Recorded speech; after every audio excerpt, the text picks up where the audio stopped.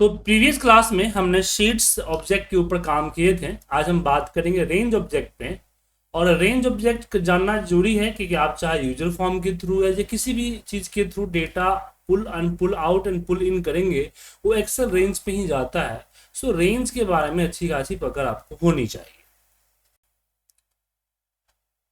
और रेंज ही आपका main topic है, क्योंकि जो भी आप एक्सेल में फीचर्स करेंगे, चाहे वो यूजर फॉर्म के थ्रू हो या नहीं हो, या चार्ट्स हो, ऑटोमेशन हो, डैशबोर्ड हो, एवरीथिंग आपको रेंज के थ्रू ही करना पड़ेगा। सो रेंज आपको पता होना चाहिए। तो सबसे पहले यहाँ पे सब्जेक्ट करते हैं, सब्जेक्ट। और हम यहाँ पे RNG रेंज के लिए शॉर्ट फॉर्म लिखते हैं। सबसे पहले समझते हैं कि किसी सेल के ऊपर हम अपना कर्सर को कैसे ले जाएंगे। तो मान लीजिए मेरे पास C1 है, इस पे कर्सर ले जाना है, तो यहाँ लिखेंगे range A1 dot dot select. तो ये आपका रन करते कर्सर कहीं भी होगा, कर्सर वहां पे पहुंच जाए। अगर मान लीजिए मैं सीट 3 पे हूं और C1 के रेंज A1 पे कर्सर रखना है, तो मुझे इससे पहले सीट का रेफरेंस देना पड़ेगा कि शीट 1। अब यहाँ पे सीट का कॉलिंग मेथड हम डालेंगे जो हमने कल क्लास में डिस्कस किए। तो शीट 1 डॉट सेलेक्ट, और यहाँ पे जब करेंगे तो कर्सर यहाँ पहुंच जाएगा। पहले हम शीट 1 पे गए, फिर शीट 1 सेलेक्ट। अब यहाँ पे सेलेक्ट करने का एक और तरीका है, सेल्स 1,1 डॉट सेलेक्ट। तो 1,1 का मतलब हुआ R1 C1 reference style. R1 मतलब कि रो 1, C1 मतलब कि कॉलन 1। तो पहला कॉलन एंड पहली रो, तो ये आपका डॉट सेलेक्ट कर लेगा। अब हम बात करते हैं कि एक पर्टिकुलर एक एरिया को कैसे सिलेक्ट करें। एक पर्टिकुलर जो हमारा एरिया है, उस एरिया को कैसे हम सिलेक्ट करें, इसके बारे में जानना जरूरी है। तो एरिया सिलेक्ट करने का दो तरीका है। पहला तरीका है कि आप लिखेंगे रेंज A1 से लेके आपका क्या है H18 डॉट सेलेक्ट। या दूसरा तरीका है आपका कि रेंज A1। ये बहुत बेहद जरूरी है, क्योंकि अगर आप डेटा उठाते हैं तो आपको एरिया सेलेक्ट करके कॉपी पेस्ट जो भी करना है, फॉर्मेटिंग वगैरह आपको करना पड़ेगा जब किसी डेटा के ऊपर आप खेलते हैं। तो A1 से लेके यहाँ पे कॉमा H18 डॉट सेलेक्ट। तो ये आपका क्या करेगा, ये आपका यहाँ पे कर्सर रखेगा, शिफ्ट प्रेस करके यहाँ पे कर्सर रख के डेटा को सिलेक्ट कर लेगा। अगर आप डायनेमिक डेटा सिलेक्ट करना चाहते हैं तो दो तरीका है। पहला है कि रेंज आप डालेंगे A1 dot current region dot select. तो एक करेंट रीजन मतलब कि कंट्रोल A प्रेस कर देगा। लेकिन इसमें प्रॉब्लम है कि अगर कोई ब्लैंक सेल हुआ तो फिर आपका डेटा इससे ऊपर ही सिलेक्ट होगा, इससे नीचे सिलेक्ट नहीं होगा। सो आपको ये पता होना चाहिए कि पूरी की पूरी रेंज कैसे सिलेक्ट करें। तो उसके लिए आपको अपनी सीट की calling method dot use range dot select करेंगे, तो आपका जितना भी डेटा होगा उसमें ब्लैंक वगैरह है उससे कोई फर्क नहीं पड़ेगा, और आपका डेटा सिलेक्ट हो जाएगा।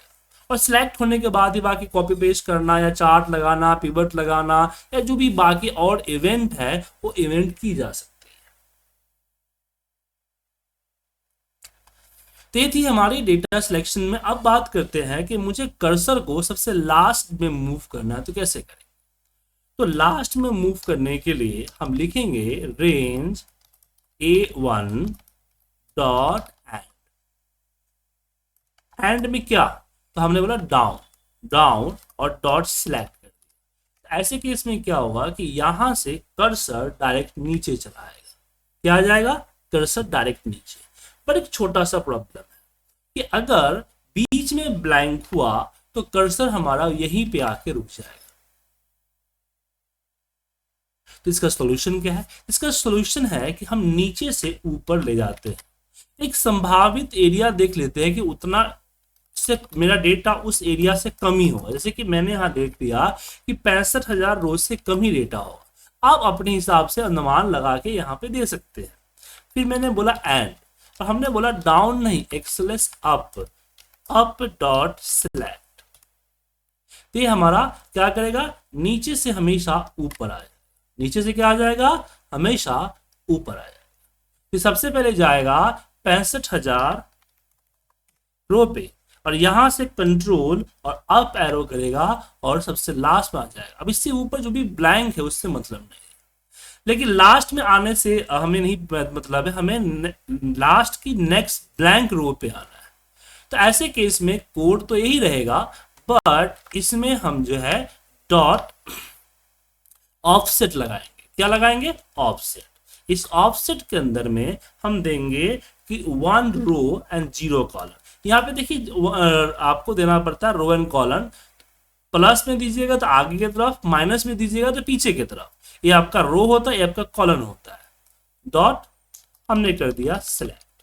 तो अब एंटर प्रेस करेंगे तो ये आपका नेक्स्ट ब्लैंक रो में चला जाएगा। अगर हमने एक्सेलेस अप किया है, अगर मैं A1 से मैं एक्सेलेस टू लेफ्ट कर दूं, राइट कर दूं तो राइट में पहुंच जाएगा, या लेफ्ट कर दूं तो स्टार्टिंग डेटा में पहुंच जाएगा। तो ये आप अपने कर्सर को डायरेक्टली मूव करने के लिए हम एक्सेलेस एंड का यूज करते हैं, और ये बहुत इंपॉर्टेंट है जब डेटा हमें डेटा एंट्री फॉर्म टाइप का कुछ बनाना होता है। अब डेटा एंट्री फॉर्म की बात आई तो सबसे पहले हम समझते हैं कि किसी सेल में हम टाइप कैसे करेंगे। हम सेल को सिलेक्ट करना तो सीख ली, अब टाइप करने की बात आती है। तो जैसे मैंने यहां पे लिखा रेंज, रेंज में हमने लिखा यहां पे A1 डॉट वैल्यू। अब इसके ऊपर हम कुछ भी लिख सकते हैं, अगर टेक्स्ट है तो इन्वर्टर कोमा में, अगर नंबर है तो डायरेक्ट लिख सकते हैं, या फिर हम दे सकते हैं range B1 dot value equal to, मान लीजिए रोल, वैल्यू नहीं, यहां पे डायरेक्ट लिख सकते हैं। और यहां पे अगेन हम लिख सकते हैं रेंज, यहां पे C1 dot value equal two marks, या अमाउंट भी कर दीजिए अमाउंट, और नहीं डॉट वैल्यू नहीं, यहां पे फॉर्मूला डाल सकते हैं। तो कोई फर्क नहीं पड़ता कि आप डॉट वैल्यू डालें, डॉट या नहीं डालें, या डॉट फॉर्मूला डालें, क्योंकि आप रिसीवर है, मतलब कि जो सेल है वैल्यू रिसीव कर रहा है। लेकिन अगर गिवर है, जैसे कि मैंने यहाँ पे एक फॉर्मूला लगा दिया 50 + 60, तो D1 हमारा रिसीवर है। तो अगर मैंने लिखा रेंज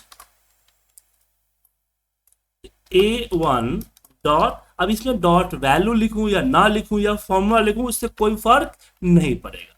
लेकिन अगर मैंने रेंज D1 लिखा और D1 के अंदर लिखा डॉट वैल्यू, तो ऐसे केसेस में इसकी जो वैल्यू है, इसे 110 है ना, ये सिर्फ 110 उठ के आएगा। क्या उठ के आएगा, सिर्फ 110 उठ के आएगा। लेकिन यहीं पे मैंने डॉट फॉर्मूला लगा दिया, देन क्या होगा, इसकी जो फॉर्मूला है ना, ये फॉर्मूला उठ के, तो किसी सेल के ऊपर वैल्यू टाइप करने का तरीका है। लेकिन अभी जो हमने रेंज A1 किया तो ये एक्टिव शीट के एक्टिव सेल में डाल देगा। लेकिन मान लीजिए मुझे रेंज शीट 2 के अंदर डालना है, तो मुझे यहाँ पे शीट्स और यहाँ पे हमारा शीट का जो रेफरेंस है वो देना पड़ेगा शीट 2, और यहाँ पे शीट 1।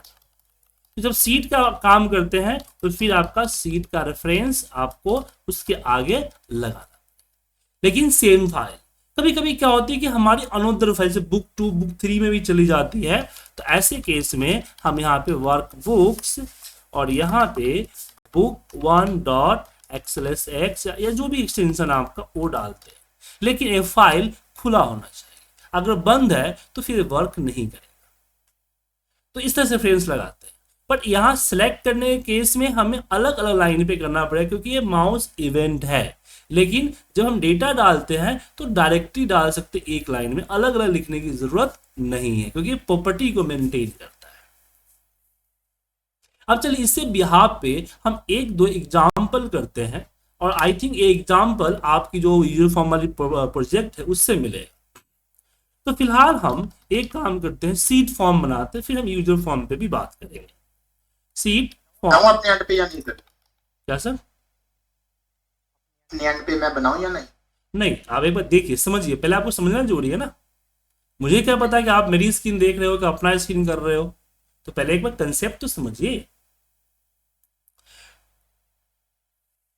हालांकि क्लास की रिकॉर्डिंग हो रही है ना, तो अगर आपको अगर प्रैक्टिस करते समय कुछ प्रॉब्लम होगी तो आप रिकॉर्डिंग से देख सकते हैं या फिर मुझसे सपोर्ट ले सकते हैं। लेकिन एक बार समझिए, कंसेप्ट समझिए।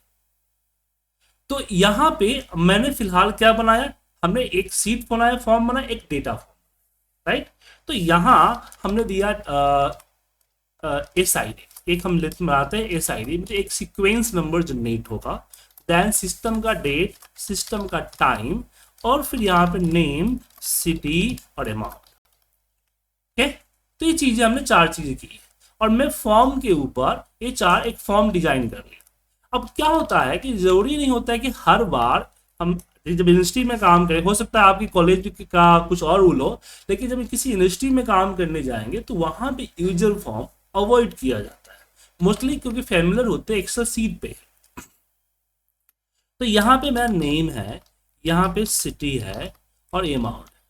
अब मैं ऐसा इसलिए बोल रहा हूँ कि मैं खुद तकरीबन 12 कंपनियों के साथ काम कर चुका हूँ, और मेरे करीब 1 लाख स्टूडेंट जो है ऑलरेडी वर्किंग प्रोफेशनल है।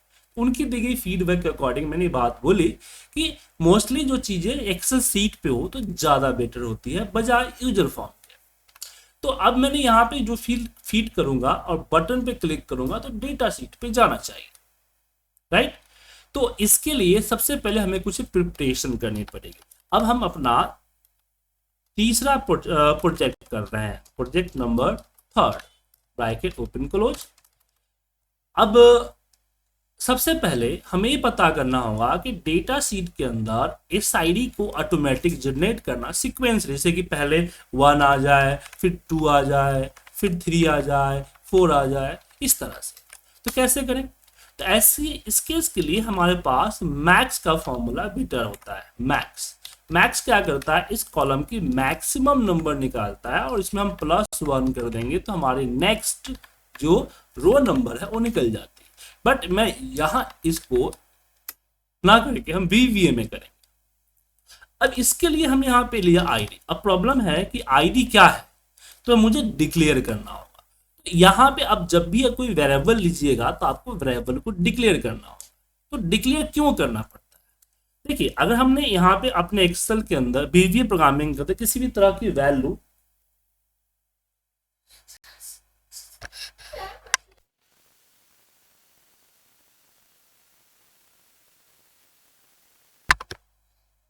तो अगर मैंने यहाँ पे मुझे मान लीजिए 10 + 20 लिखना है, तो जो 30 का रिजल्ट कहाँ स्टोर होगा, ये 30 स्टोर कहाँ होगा, उसको एक स्टोरेज देना होगा।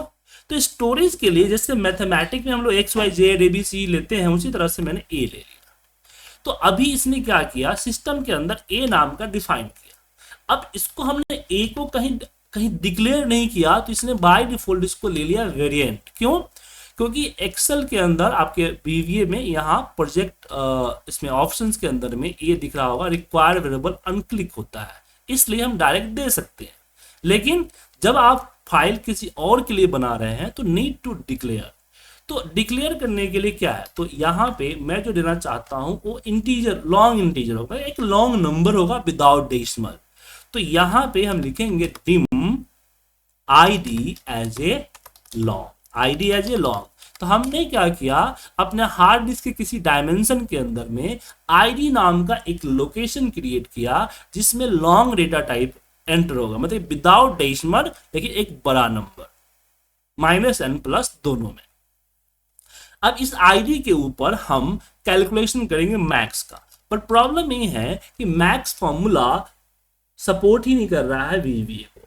देखिए, एक्सेल के कुछ फॉर्मूले VBA को डायरेक्ट सपोर्ट करते हैं, जैसे कि कल की क्लास में हमने ईयर बताया, हमने आपको मंथ बताया, आपको मैंने डे बताया, ये फॉर्मूले डायरेक्ट सपोर्ट करते हैं। तो कैसे पता चलेगा डायरेक्ट सपोर्ट कर रहा है? जैसे फॉर्मूला लगाइएगा नीचे एक्सप्रेशन आ जाएगा। कुछ फॉर्मूले डायरेक्ट सपोर्ट नहीं करते हैं, जैसे एग्जांपल में मैक्स का, जब मैं इसको लगाया तो नहीं सपोर्ट किया। ऐसे फॉर्मूले के लिए हम application dot worksheet function dot max और यहां पे हम अपना रेंज डालेंगे। तो रेंज क्या डालेंगे, तो रेंज डालेंगे कि रेंज ए बाई ए, पूरा का पूरा ए कॉलम। अब बोले सर इस तरह से क्यों लिखें, तो ये एक्सेल मेथड है आपका। जब भी कोई एक्सेल मेथड यूज करते हैं, जैसे फॉर्मूला आपको सम ही का लगाना है, पूरा कॉलम लेते हैं तो ए बाई ए आता है ना, इसलिए हमने यहाँ भी ए बाई ए डाला। बट यहाँ पे प्रॉब्लम है कि रेंज कौन सा, क्योंकि अगर हमने इसके आगे किसी भी तरह का सीट का रेफरेंस नहीं दिया तो बाय डिफॉल्ट जो एक्टिव सीट होगा उसी का ले लेगा। तो ये यहाँ पे हम दो चीजें कर सकते हैं, एक तो डायरेक्ट सीट का रेफरेंस दे सकते हैं कि सीट्स, यहाँ पे डेटा। लेकिन इससे प्रॉब्लम क्या होगा कि जहां जहां इस सीट का रेंज के ऊपर हम जिक्र करेंगे वहां वहां पे मुझे ये पूरा कोड लिखना पड़ेगा। तो क्यों ना मैं एक वेरिएबल डिक्लेयर कर लूं कि भाई dt एज ए वर्कशीट। हमने बोला कि dt जो है वर्कशीट है, इसको बोला जाता है ऑब्जेक्ट वेरिएबल। ऑब्जेक्ट वेरिएबल का मतलब कि किसी तरह का डेटा स्टोर नहीं करता है, ये एक ऑब्जेक्ट, एक्सेल के एक ऑब्जेक्ट को स्टोर करता है, और वर्कशीट एक ऑब्जेक्ट है ना, इसलिए।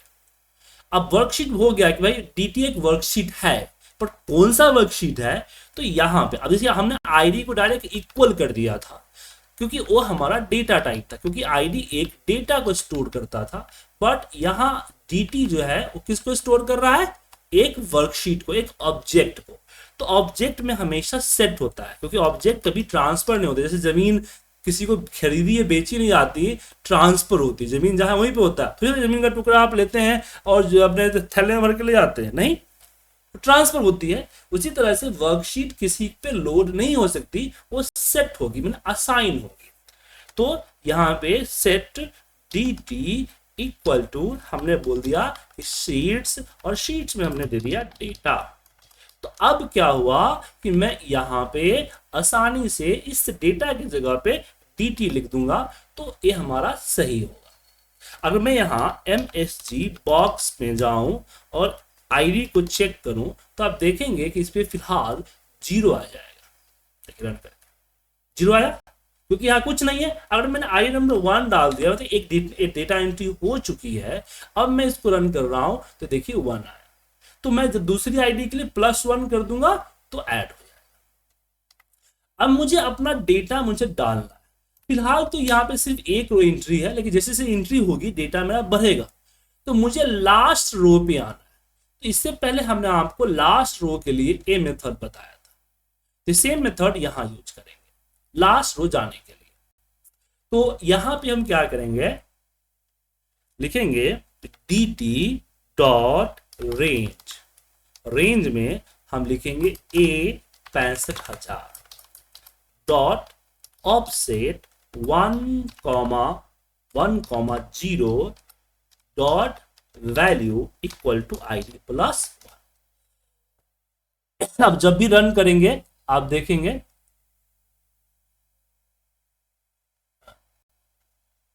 id +1 dt seats range 65,000 1 value.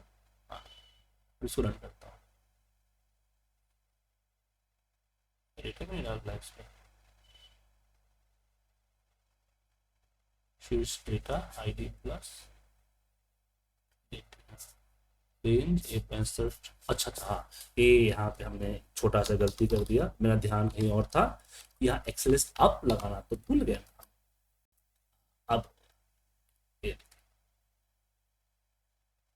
ठीक है,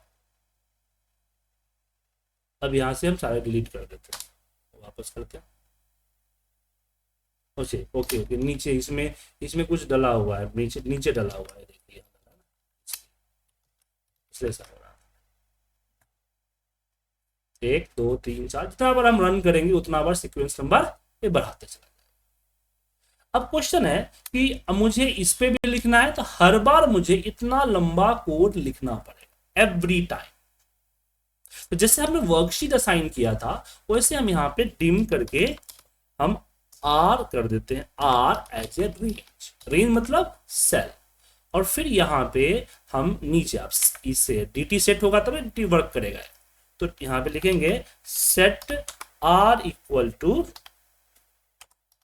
और इसमें ये पूरा का पूरा ऑफसेट वाला जो सिस्टम है ये हम यहाँ पे डाल।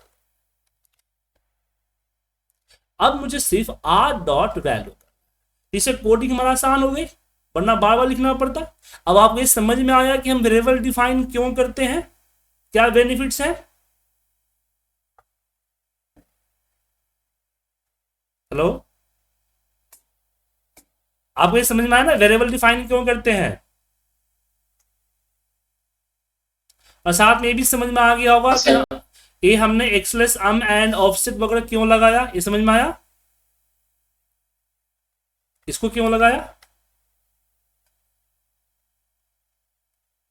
चलिए, अब मुझे यहां पे 1 डाल, अब मुझे मान लीजिए इसके आगे यहां पे डेट डालना है, तो हमने सिंपल बोला कि dot offset, R dot offset, और हमने बोला कि सेम रो होना चाहिए, क्योंकि ए जो है ये लास्ट रो पहुंच चुका है, तो लास्ट रो की सेम रो में अगली कॉलम डॉट वैल्यू होना चाहिए हमारा डेट। ऐसे ही इसी कोड को हम नीचे की तरफ लिख देंगे, तो यहां हमारा हो जाएगा 2, हो जाएगा हमारा 3, और यहां पे डेट के जगह पे टाइम हो जाएगा। अब यहां मुझे जो लेना है ना, फॉर्म सीट का नेम लेना है, तो नेम जो है B2 पे, तो यहां हम डालेंगे रेंज B2 डॉट वैल्यू। अब आप बोलेंगे कि सर इसमें आपने आगे सीट का रेफरेंस क्यों नहीं दिया, फॉर्म सीट, क्योंकि डेटा में जहां जहां डेटा है वहां पे डेटा सीट डाला हुआ है, तो यहां जहां जहां फॉर्म है फॉर्म डाला होना चाहिए ना। तो ऐसा न डालने के पीछे रीजन है कि ये जो Pro3 माइक्रो है ये रन कब होगा, जब यहां बटन पे क्लिक करेंगे। अब बटन पे क्लिक करते समय हम फॉर्म सीट पे ही एक्टिव होंगे, और अगर इसके आगे किसी सीट का रेफरेंस नहीं दिया तो बाय डिफॉल्ट फॉर्म सीट को ही कंसीडर करेगा, इसलिए नहीं लगाया। हालांकि आप चाहो तो आप लगा सकते हो कि सीट डॉट फॉर्म, या फिर कोई वेरिएबल डिक्लेयर करके डालना है, जैसे हमने dt को डाला हुआ है एज वर्कशीट फिर सेट किया हुआ, ऐसे भी कर सकते हो, लेकिन यहां जरूरी नहीं है। जहां जरूरी नहीं है वह अनवांटेड कोड डाल के माइक्रो को कॉम्प्लेक्स क्यों करें।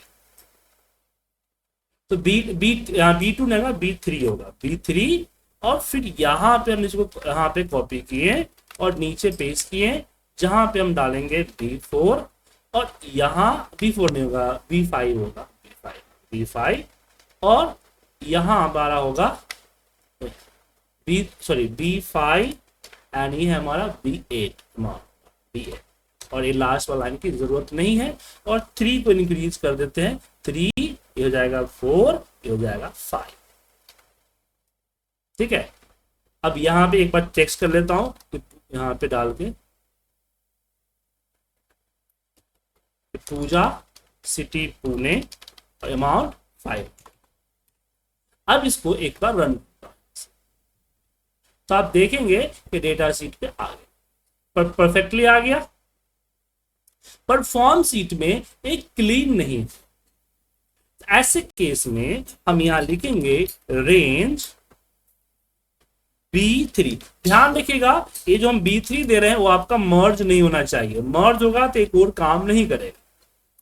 B5, तो मल्टीपल सिलेक्शंस के लिए हम यूज करते हैं B5 एंड B8, और इसमें हम कर देंगे क्लियर। क्लियर क्या, तो क्लियर कंटेंट्स, और फिर एक मैसेज बॉक्स तो लाजमी है, MSG बॉक्स, यहां डेटा हैव स्टोर। इससे मुझे कंफर्मेशन मिल जाएगा, क्योंकि अगर एक कोड रन हो गया इसका मतलब है कि सारा कोड रन हो चुका है और मेरा मैक्रो सक्सेसफुली वर्क कर चुका है। अब इसको ऐसे असाइन नहीं करेंगे हम, यहां डेवलपर में इंसर्ट, ये हमारा आता है बटन्स, इस बटन्स के ऊपर जब हम ड्रैग करेंगे तो हमें मिल जाएगा असाइन मैक्रो का पॉपअप, जहां पे हम इस Pro3 को सिलेक्ट करेंगे और फिर बटन 1 को क्लिक करके सेव कर देंगे। अब आपका अगर डिमांड है कि नहीं सर थोड़ा स्टाइलिश बटन होना चाहिए, जैसे गूगल वगैरह पे होता है ना कि गूगल, यहां पे हम देते हैं सबमिट बटन, तो थोड़ा सा स्टाइलिश बटन हो इस तरह का, तो इस तरह के स्टाइलिश बटन अगर आपके पास है और चाहते हैं कि ये स्टाइलिश बटन वर्क करे, सीसी के लिए लेते हैं, तो इसको भी आप कर सकते हैं। तो इस इमेज को कॉपी कीजिए और यहाँ पे हम पेस्ट कर सकते हैं और इसको रिसाइजिंग कर लीजिए, क्योंकि रिसाइज करना जरूरी है। हमने इसको एक मिनट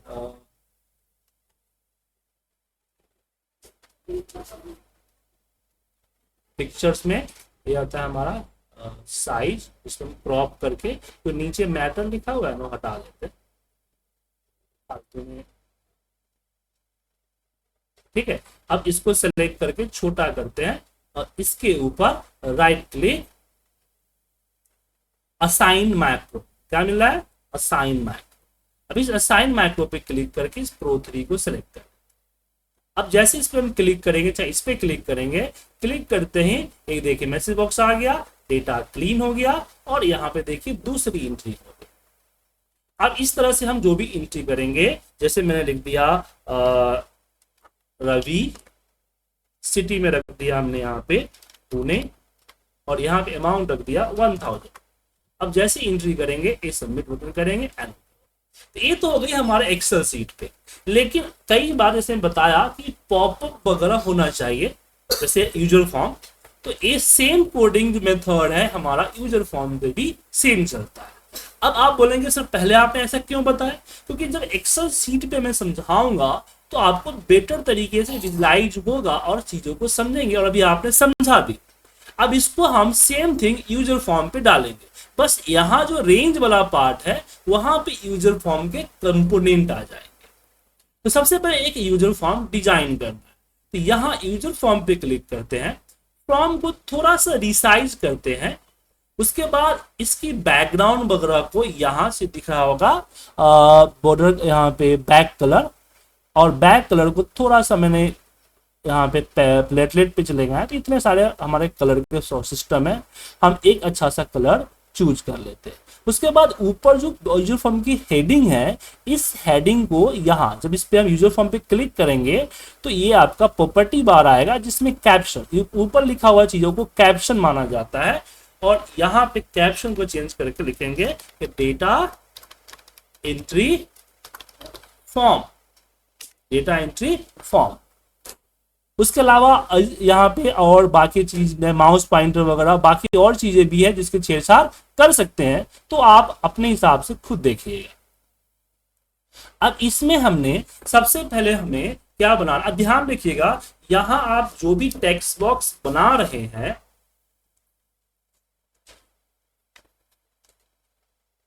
उस टेक्स्ट बॉक्स को हमेशा सीक्वेंस में बनाए। ठीक है, तो सबसे पहला टेक्स्ट बॉक्स है जो कि आईडी हो गया, दूसरा टेक्स्ट बॉक्स है जो कि हमारा ऑटोमेटिक डेट आएगा। अब देखिए यहां पे आप डायरेक्ट यूजर फॉर्म सीख रहे हैं, जिस कारण से आपको इवेंट का थोड़ा सा प्रॉब्लम होगा, क्योंकि ये चलता है पूरा का पूरा इवेंट के ऊपर। किसके ऊपर, इवेंट के ऊपर। एंड यहां पे हमने ले लिया,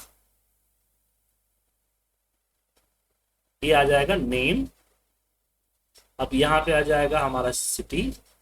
हालांकि सिटी के लिए हम कॉम्बो बॉक्स ले सकते हैं, कॉम्बो बॉक्स में डेटा डालने का सिस्टम होना चाहिए, फिलहाल उसको हम इग्नोर करते हैं।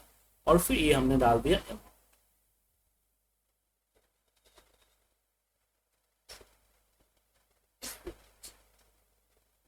अमाउंट।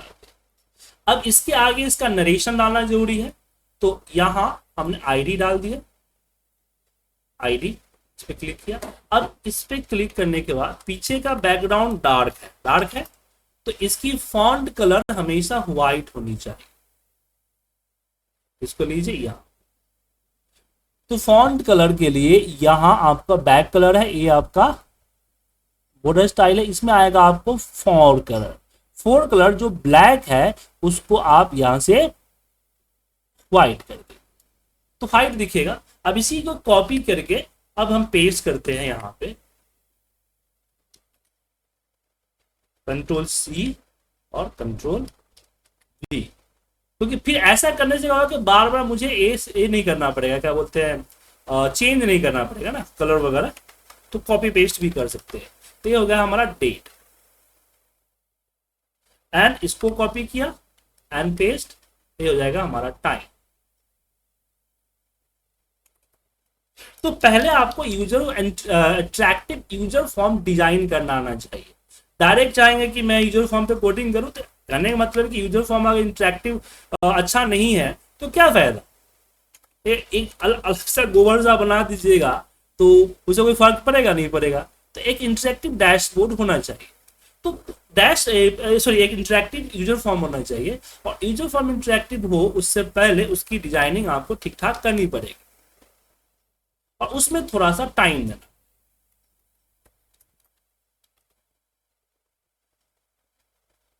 सॉरी, डबल क्लिक मत कीजिएगा, इस पर डबल क्लिक कीजिएगा ना तो दिक्कत हो जाएगी। और सिटी में यहां हमने अमाउंट, ठीक है।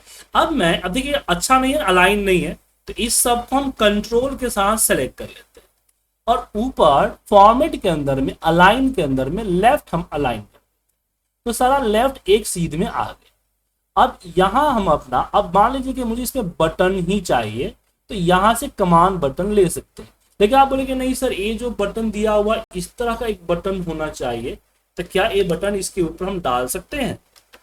तो डाल सकते हैं, बट इस बटन को जहां से आपने स्टोर किया था उसको एज ए आपको स्टोर करना पड़ेगा किसी लोकेशन में, क्योंकि हम कॉपी पेस्ट नहीं कर सकते।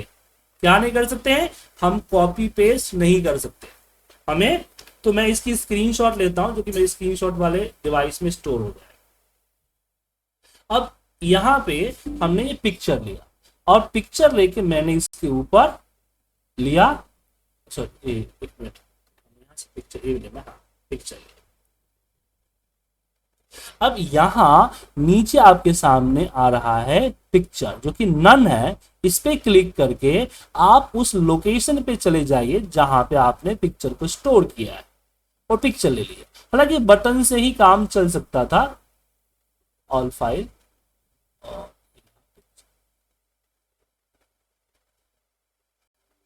ओ सॉरी, ये जेपीजी ही लेगा, ये आपका ये नहीं लेगा, पीएनजी नहीं लेगा। तो मुझे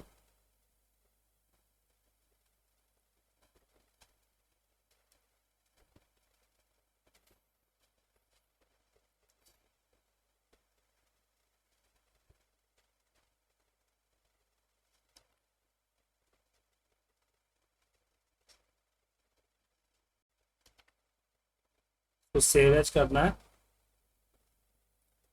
जेपीजी पिक्चर में और सबमिट करो।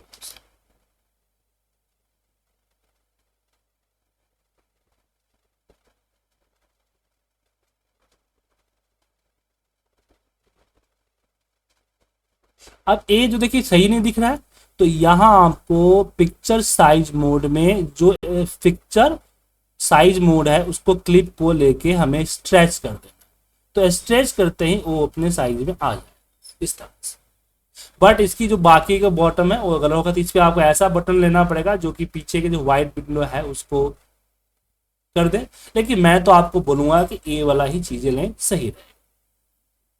ठीक है, अब सबसे पहले एक बार इसको रन करके देख लेते हैं कि रन करने के बाद कुछ इस तरह से दिखेगा। ठीक है, तो पिक्चर वाला मैं हटा देता हूं, यहां पे सही नहीं है, हमें ये सबमिट बटन ही सही रहेगा। तो और दिख रहा था सर, और यहां पे हमने कर दिया सेव। अब जब ये रन हो तो दो चीजें करनी है। जैसे अभी ही पे इवेंट की बात आती है, इवेंट में जैसे मैंने रन किया, रन होते ही आईडी ऑटोमेटिक आना चाहिए, डेट ऑटोमेटिक आना चाहिए, टाइम ऑटोमेटिक आना चाहिए, तीन चीज आनी चाहिए। तो उसके लिए मुझे यूजर फॉर्म पे डबल क्लिक करना और यहां से अपना इवेंट चूज करना। ठीक है, तो इवेंट माइक्रो प्रोग्रामिंग हमने पढ़ी नहीं है, इसलिए यहां पे तो दिक्कत होगा। अगर मैं एक चीज समझा दिया तो बाकी चीज नहीं समझ पाइएगा, इसलिए हर टॉपिक को समझ के चीजें अप्लाई करना बेटर होता है। तो यहां हमने इनिशियलाइज किया, क्या किया? इनिशियलाइज। यूजर फॉर्म जो ओपन होता है उसको इनिशियलाइज करते हैं। तो ये हमने इवेंट सेलेक्ट कर लिया। अब यहां पे मुझे अपना ये लेना है, जैसे कि dim ID as a long. अब प्रॉब्लम ये है कि मुझे इसको हर बार अपडेट करना हो, तो क्यों ना हम इसको फंक्शन में रख दें। अब यहां पे देखिए फंक्शन हमने नहीं पढ़ा, तो फंक्शन बनना जरूरी है। अब फंक्शन क्यों कर रहे हैं इसके बारे में आपको बताऊं। और यहां पे मैंने आईडी के नाम से ले लिया।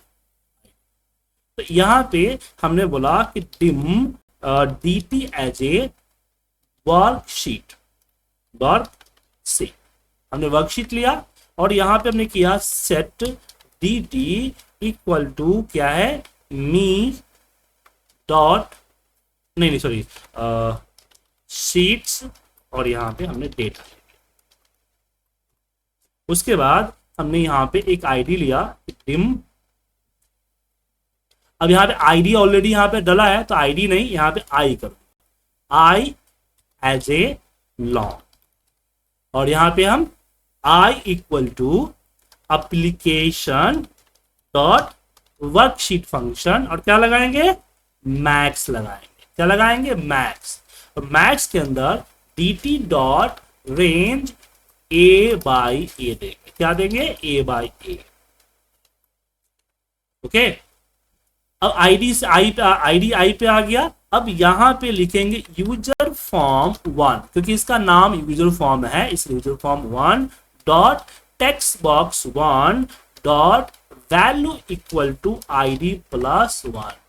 और इसी चीज को हम फॉर्म, अब मुझे पता है कि टाइम हमारा 2 टेक्स्ट बॉक्स में है, नाम डिफाइन करेंगे तो दिक्कत होगा, देखना पड़ेगा क्या नाम है।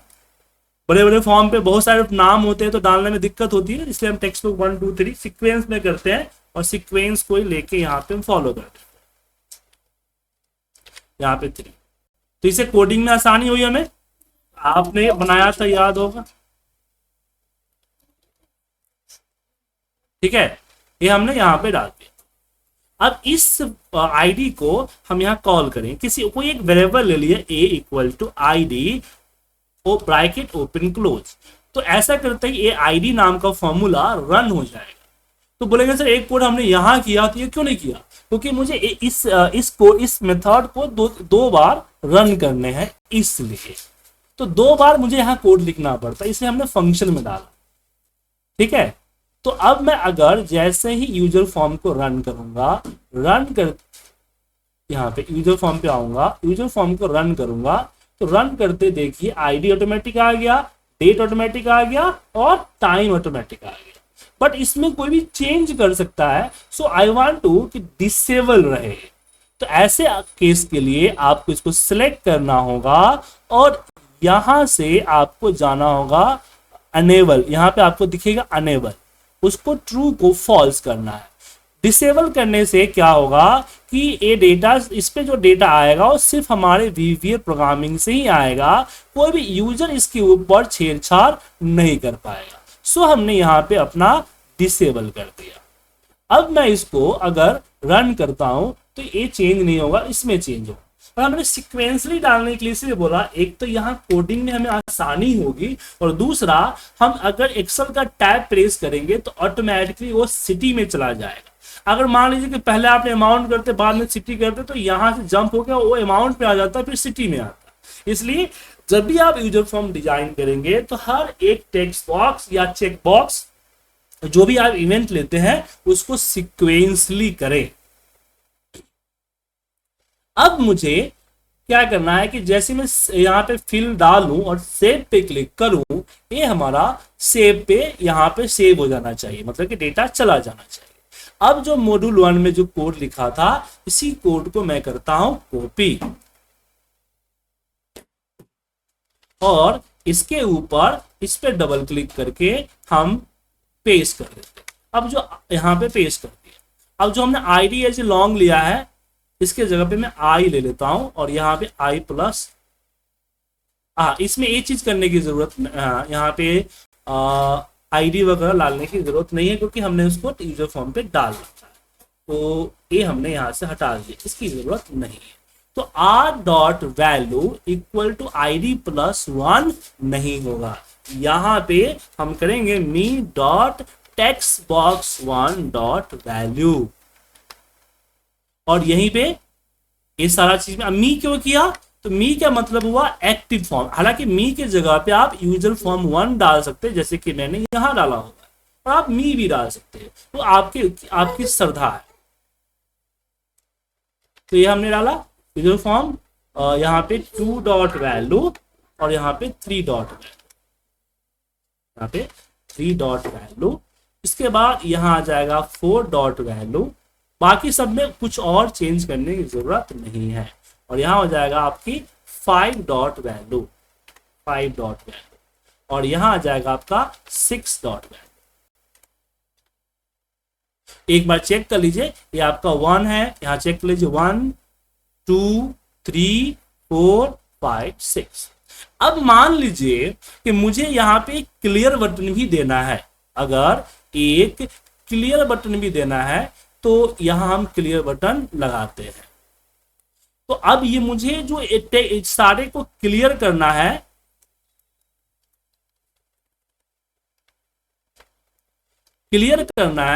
तो उसके लिए फिर मुझे फंक्शन बनाना पड़ेगा।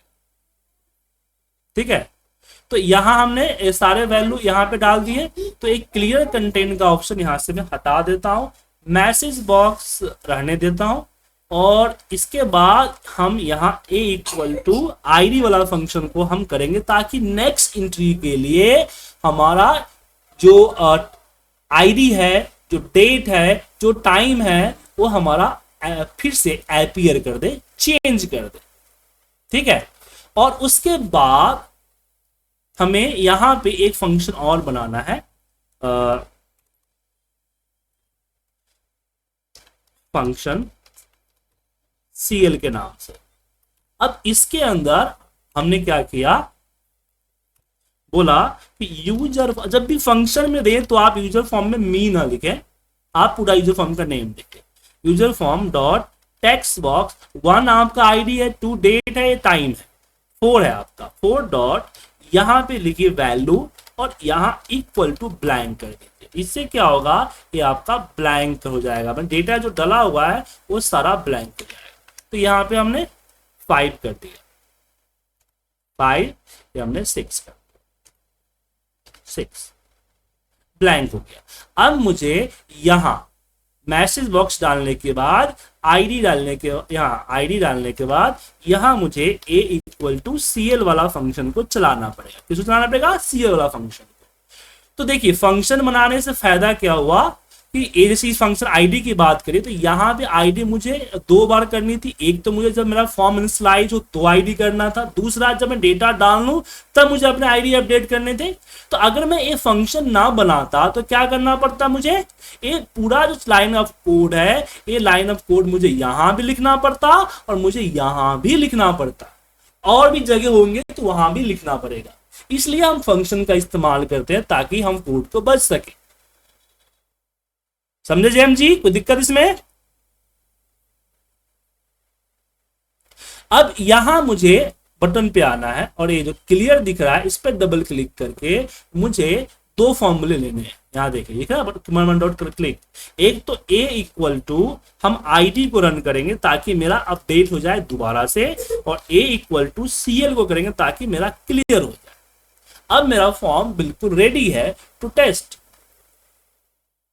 हमने यहाँ पे रन किया ऑप्शन में। अब यहाँ पे मैं लिखता हूं, अब देखिए यहाँ पे बाय डिफॉल्ट मेरा 1 आ रहा है। अगर मैं इसको क्लोज करके देखूं, 1 मिनट, ये 1 क्यों आ रहा है? इसमें ज्यादा आना चाहिए ना, ये आईडी नंबर 1 क्यों आ रहा है?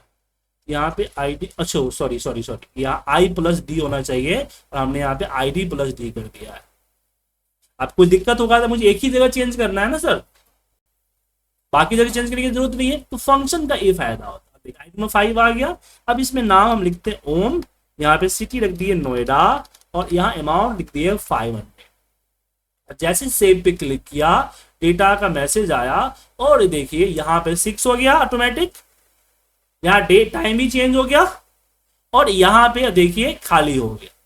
अगर मैंने गलती से कुछ डाल दिया और कुछ देर वेट करते हैं हम, तो 27 सेकेंड है ना, अब मैं क्लियर करता हूं तो देखिए 43 सेकेंड हो गया, तो टाइम मेरा अपडेट हो गया। अब बारी आती है कि मेरा ये यूजर फॉर्म आएगा कैसे। फिलहाल तो मैं यूजर फॉर्म लाने के लिए इस पे डबल, मैंने विजुअल एडिटर पे जाके डबल क्लिक करके फिर इस यूजर फॉर्म को ला रहा हूं। यूजर फॉर्म कैसे आएगा, बात समझ में आया? तो अगर आप चाहते हैं कि मेरा फाइल ओपन होते ही यूजर फॉर्म आ जाए, तो याद है कल मैंने बताया था कि दिस वर्कबुक में यहां हमें क्या करना है, वर्कबुक एंड ओपन, यहां पे फाइल ओपन होने वाला कोड लिखना है। तो मैंने यहां लिख दिया यूजर फॉर्म 1 डॉट शो। समझ में आया? लेकिन मैं चाहता हूं कि मैं बटन के थ्रू लाऊं, तो कैसे करूं? तो इसके लिए मॉड्यूल में आऊंगा, एक माइक्रो बनाऊंगा। तो यहां पे सब RR, या भी लिख सकता हूं यूजर फॉर्म अंडरस्कोर शो। नाम इस तरह से देंगे तो आपको कंफ्यूजन नहीं रहेगी। अब यहां पे मैं लिख दिया यूजर फॉर्म 1 डॉट शो। अब इसको राइट क्लिक करके असाइन मैक्रो करना होगा। क्या करना होगा? असाइन मैक्रो, और इसमें मैं करूंगा user form dot show and okay. अब जैसे इस पे क्लिक करूंगा तो ये यूजर फॉर्म हमारा आ जाए। तो मैंने यूजर फॉर्म दो तरीके से मंगाया, दिस वर्कबुक पे और ये आपका मैंने इस पे मंगाया। ओके, तो आज मैंने आपको रेंज के बारे में बताया कि हमारा रेंज किस तरह से परफॉर्म करता है। फिर हमने आपके सामने बात की कि अगर शीट फॉर्म बनाना हो कि एक फाइल से दूसरे, एक शीट से दूसरे शीट पे डेटा डाला जाए तो कैसे डाला जाएगा। दूसरा, अगर यही काम मुझे यूजर फॉर्म से करना हो तो यूजर फॉर्म में क्या क्या चैलेंजेस आएंगे और आपको पहले से क्या पता होना चाहिए। पहले से आपको इवेंट मार्केट प्रोग्रामिंग पता होनी चाहिए, आपको फंक्शन पता होनी चाहिए, तभी जाके आप यूजर फॉर्म के ऊपर ये सब चीजें कर सकते हैं। ओके, अब मैं ये फाइल आपको भेज रहा हूं और आज की क्लास की रिकॉर्डिंग दोनों को देख के आपको अपने एंड से इसकी इंप्लीमेशन करानी है। जब ये मैंने बताया था आपको कि WRRI, watch, repeat, research and implement, तो पहले आप मेरे इस क्लासेस को वॉच करें, देखें, समझे एंड फिर उसको रिपीट करें। जैसा मैंने किया वैसा आप करें, ठीक है? और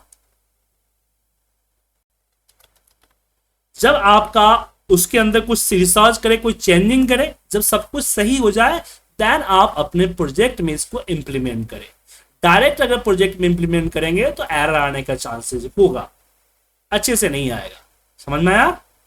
एम जी, watch, repeat, research and implement. पहले आप इसको अच्छे से दोबारा देखिए, रिपीट जैसा मैंने किया है वैसा सेम टू सेम करने की कोशिश कीजिए। वीडियो और फाइल दोनों आपको सपोर्ट करेगा। देन रिसर्च, उसके बारे में कुछ चेंजिंग वगैरह है उसको करने की कोशिश करें। देन आएगा इंप्लीमेंट, देन उसके बाद आपकी जो प्रोग्राम है, आपका जो जहां इसको यूज करना चाहते हैं उसमें आप उसको इंप्लीमेंट करें। तो आज